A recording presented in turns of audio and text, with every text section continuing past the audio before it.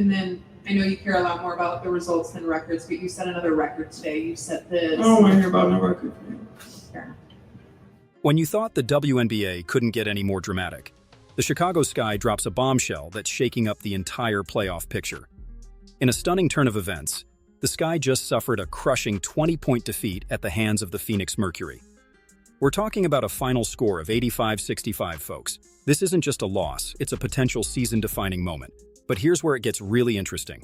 And trust me, you'll want to stick around for this. This defeat isn't just another tally in the loss column. It's a game-changer that could reshape the entire playoff landscape.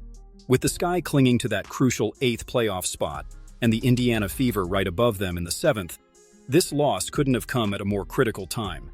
Let's break down this game, because the numbers tell a story that's almost hard to believe. The Sky didn't just lose, they were outplayed in almost every aspect of the game. First, let's talk shooting percentages. The Sky managed a measly 37% from the field, hitting only 27 of their 73 attempts. In contrast, the Mercury were on fire, shooting an impressive 55.9%, making 33 of their 59 shots. But it gets worse for the Sky. They only hit 4 of 19 three-pointers, a dismal 21.1%. The Mercury, they were lights out from beyond the arc, nailing 12 of 23 for a scorching 52.2%. Now, let's zoom in on some key players. Brittany Griner was unstoppable for the Mercury, putting up a stat line that would make any center jealous. 23 points, 9 rebounds, 6 assists, and 5 blocks. She was a force on both ends of the court, and the Sky had no answer for her. But the real story here is Copper. She absolutely torched the Sky's defense, dropping 29 points on 12 of 19 shooting, including 3 of 5 from three-point range. Her performance was a masterclass in efficient scoring and a big reason for the Mercury's dominant win. On the Sky side, things were, well, not so bright. Reese, the rookie who's been turning heads all season, found herself in a serious struggle against the Mercury. She put up just 11 points on 4 of 14 shooting. That's a 28.6% field goal percentage, and folks, for a player of her caliber, that's a night to forget. But here's where it gets interesting. Despite her shooting woes, Reese still managed to grab 15 rebounds, 8 of them offensive. This shows us two things. First, Reese's motor doesn't stop even when her shot isn't falling, and second, the Sky had a lot of missed shots to rebound. But let's dig deeper into Reese's game. The Mercury's defense clearly had a plan for her. They were physical, they crowded her space, and they forced her into tough shots. The Sky need to find ways to get Reese easier looks and to diversify their offense. Because if they can't, nights like this might become more common, and that's a scary thought for a team clinging to a playoff spot. This brings us to talk about the Chicago Sky's current position in the playoff race. This loss couldn't have come at a worse time for the Sky, and it's put them in a precarious position. Currently, the Sky are clinging to the 8th and final playoff spot. Their record now stands at 10-15, which is far from comfortable. Every game from here on out is crucial, and this 20-point loss has just made their path to the playoffs significantly harder. But here's where it gets really interesting, and potentially devastating for Sky fans. The Indiana Fever, sitting just above them in the 7th spot, are poised to make a serious run in the second half of the season. With Caitlin Clark leading the charge, the Fever have been showing signs of real improvement and could very well leave the Sky playing for just the 8th spot with Atlanta. Moreover, the Sky's remaining schedule isn't doing them any favors. They have several games coming up against top-tier teams, including rematches with playoff-bound squads. Each of these games is now essentially a must-win situation for the Sky. They're not just fighting against their opponents anymore. They're in a race against time and the rising tide of teams below them in the standings. Now let's shift our focus to the team that's making the Sky sweat, the Indiana Fever. The contrast between these two teams couldn't be more stark, and it's a story that's captivating WNBA fans across the league. While the Sky are struggling to find their footing, the Fever are showing all the signs of a team on the rise. At the heart of this resurgence, none other than rookie sensation Caitlin Clark. Clark has been nothing short of phenomenal, breathing new life into a Fever team that many had written off at the start of the season. What's particularly interesting is how the Fever's trajectory seems to be the inverse of the Sky's.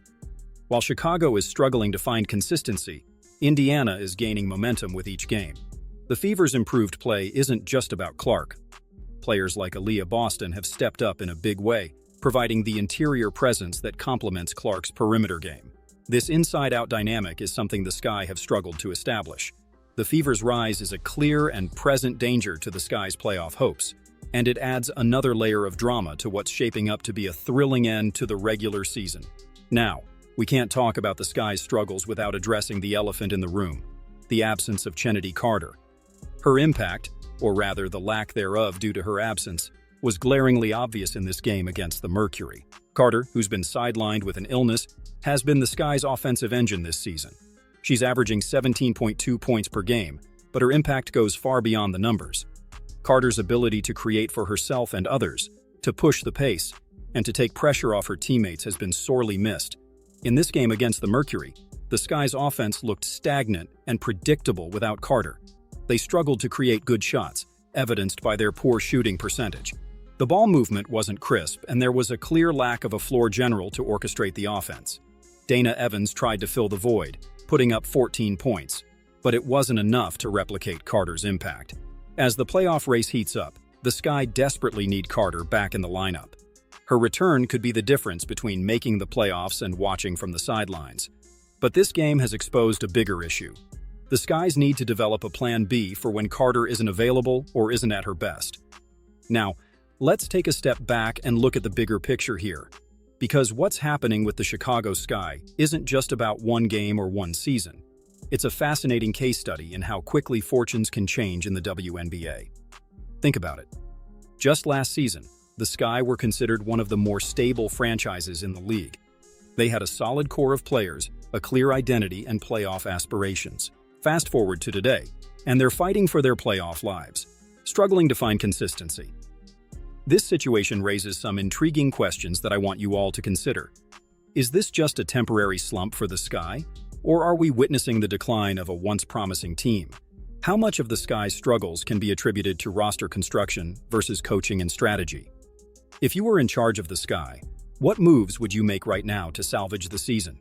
Looking at the contrast between the Sky and the Fever, what does this tell us about the importance of draft picks and young talent in the WNBA?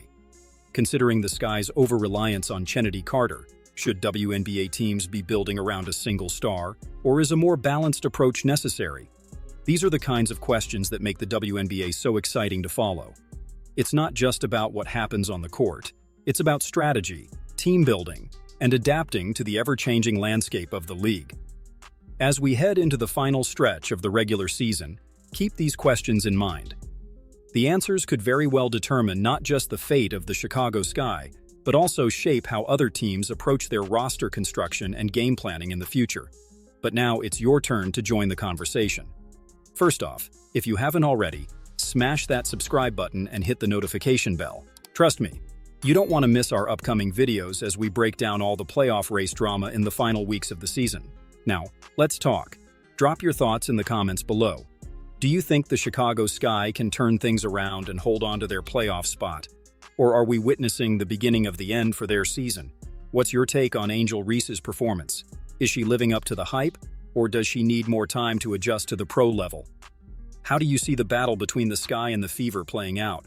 Are you Team Sky or Team Fever in this playoff race?